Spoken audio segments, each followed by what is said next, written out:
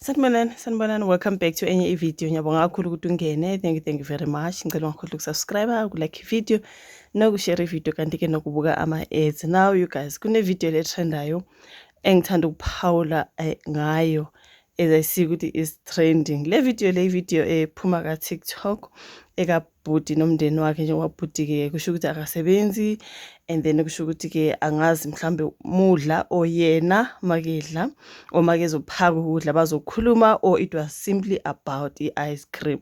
This is the ice cream guy otrendayo laphana ka TikTok manje ke setrenda nakuzo zonke indawo, ngibone naka YouTube isigcwele le ndaba ye-ice cream. Ngase ngithi ake mphawule kune video yatrenda le video, you guys, ubhuti nangu uyophaka i-ice cream lapha ekitchen, wasethatha iglass elikhulu elingaka, wayifaka ke eglassini elikhulu elide, mangite elikhulu ngisho elide lingaka, wagcwalisa ice cream sebhaketini, yabona that is a 5 liter bucket.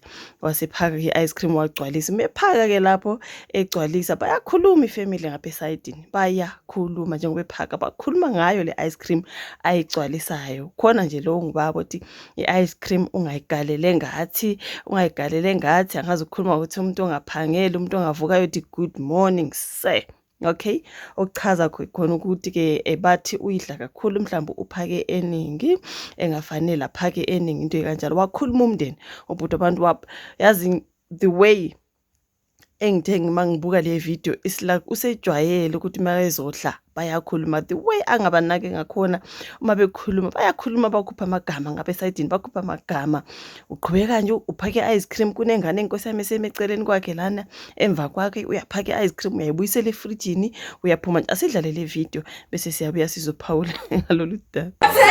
I-ice cream guys mayingagaleli ngathi umuntu i-ice cream angayigaleli ngathi hayi thina support wena nge-ice cream.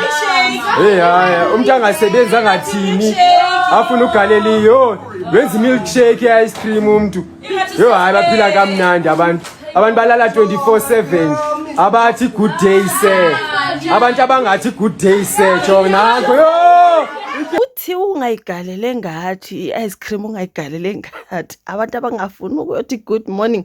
Angazi noma mhlawumbe umalume or ubhuti akafuni ukusebenza, or mhlawumbe akasebenzi nje ngoba phela imisebenzi ayikho. Hayi ubaziba nje bakhulume, athathe i-ice cream athi mephuma lapha eminyango khona into ayishoyo, mephuma lapha eminyango ubona ukuthi he strikes me as someone othi ujwayele ukuthi bayakhuluma, futhi mabekhuluma ngathi useyabaziba. Bathi mabekhuluma bakhuluma, uyaphuma la eminyango bakhomba nangomunango, uyaphuma uthethe i-ice cream yakho uyigcwalise iglass elide elingaka. Uyabamba inkulumo enkundleni zokuxhumana, yabamba inkulumo. Kukhona ke abasesayidini likabhuti ukuthi hawu noma engasebenzi iphose lingaze likhulume ngoba ezodla. Hey, kusho ukuthi lo bhuti uyambona nje ukwenza kwakhe ujwayele ukuthi mengizophaka bayakhuluma, hayi beza ngamagama. Yabona ke lo indoda othi ungayigalele ngathi i-ice cream, ungayigalele ngathi uma ungakazi uvuka uyothi good morning sir. Kusho khona ukuthi uma ungasebenzi usho ukuthi kumele ugavune ukuthi udle into engakanani ngoba phela awusebenzi la ekhaya, usho ukuthi kumele udle ungasuthi. But ke into ezifana ne-ice cream ya understand ukuthi awudlela ukusutha, it's for enjoyment, or ngingathini some sort of like mawuqeda ukudla, angazi ngingathini you guys. Ice cream I know ukuthi awuzukuyidlela ukusutha, but ke the way naye ayigcwalise iglass ngakho. Ngibuke ne video ka Slick Talk ekhuluma wathi Slick Talk mina bengizokuthathela yona you know what I mean. So imbono iyashiyana, khona abazwelana nobhuti ukuthi hayibo so kumele adle manje edle esesaba ngoba nangu yena akasebenzi, umezophaka niyakhuluma. Kukhona abathi hayi naye lo bhuti ngeke manje ice cream, manje kunabantwana, uyawuza umndeni ngathi umkhulu phela kunama voices in the background. So manje ke usengaze agcwalisa iglass elingaka, uyabacabangela yini abanye? Njengoba kuyi-5 liter, I saw the bucket, i-5 liter bucket. Ibhuti uthi hayi iningi, awuthi namhlanje ke ngidle ini, asazi, we do not know. But ke ugcwalisa iglass elide kangaka, abantu bathi hayi uyawaste lo baba. Uyambona nje ukuthi umuntu ongasebenzi futhi ongenandaba nokucabangela mhlawumbe abanye abantu, ufika nje yena aziphakele, aphake lokho afuna ukuphaka, aphuma ahambe. You know what I mean. So kukhona abazwelana naye, kukhona ke abathi hayi naye kodwa no. Umndeni mawumkhulu, yabona kune difference. Umndeni mawumkhulu nawe dlana ophaka ucabangele abanye ukuthi hayi angithathe okungaka ngizokwazi ukushiya kunabantwana lana and all that, abanye abantu nabo bezokwazi ukuthola ishe. like since ibhakethi ligcwele mhlawumbe yena he looked at the bucket ukuthi hayi ibhakethi ligcwele ake namhlanje ngithi you know. But umndeni mamkhulu obviously kumele sicabangelane.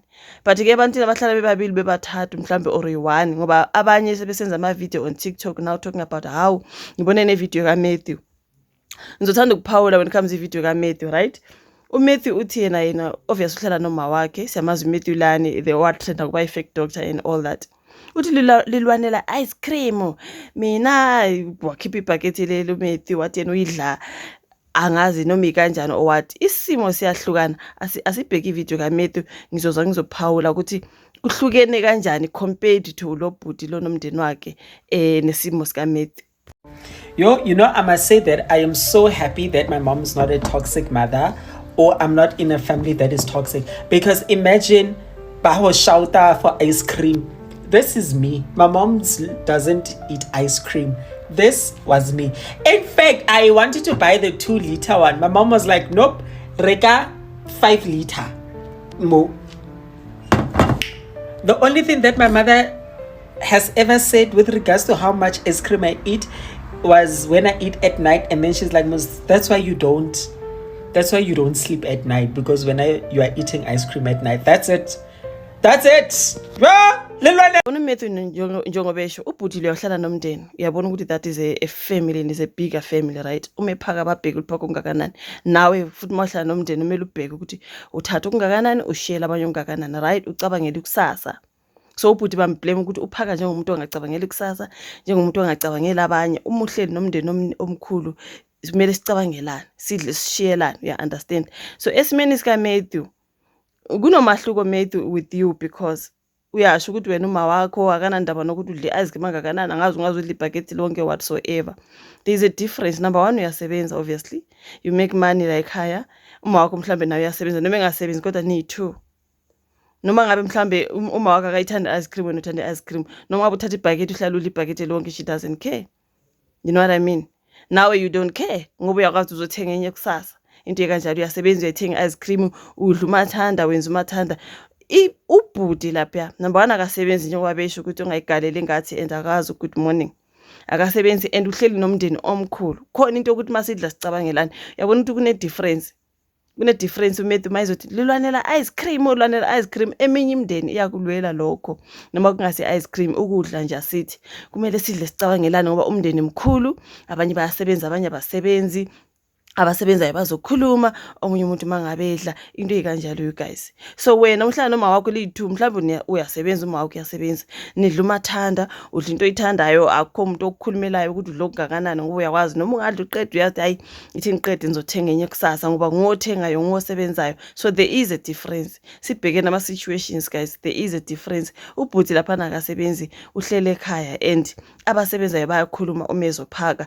That is a difference. Yes, bayilwanela ice cream because lo thengile obvious angazi ngicabanga ukuthi malume lo ungayigalele ngathi nguye osebenzayo. Noma mhlawumbe abanye bayasebenza kodwa naye ke nguyosebenzayo. Umuntu ongaphakela, umuntu ongathi good morning, you know what I mean? So umuzo odla bayabheka ukuthi udla kanjani, uya waste noma waste, ma waste bazokhuluma baze bathatha ne video bayiposta. Bayishutheleni video baze bayiposta nokuyiposta, uyabona? So kune difference. Mina nginje guys, kunezinto engingazidlela endlini, but I've got 2 boys. Mangithenga ngisuke ngithengile ingane zami, kukhona ukuthi ngingacomplain, but mabe waste amboni baya waste ngisho ukuthi hayi guys aniya waste kusasa nizodlana. You know kune difference. Ngiyakhuluma but angikudli lokho kudla. And I'm not complaining. I'm telling them ukuthi abacabangele kusasa, bazicabangele. So uyabona ukuthi isimo ama situations awafani.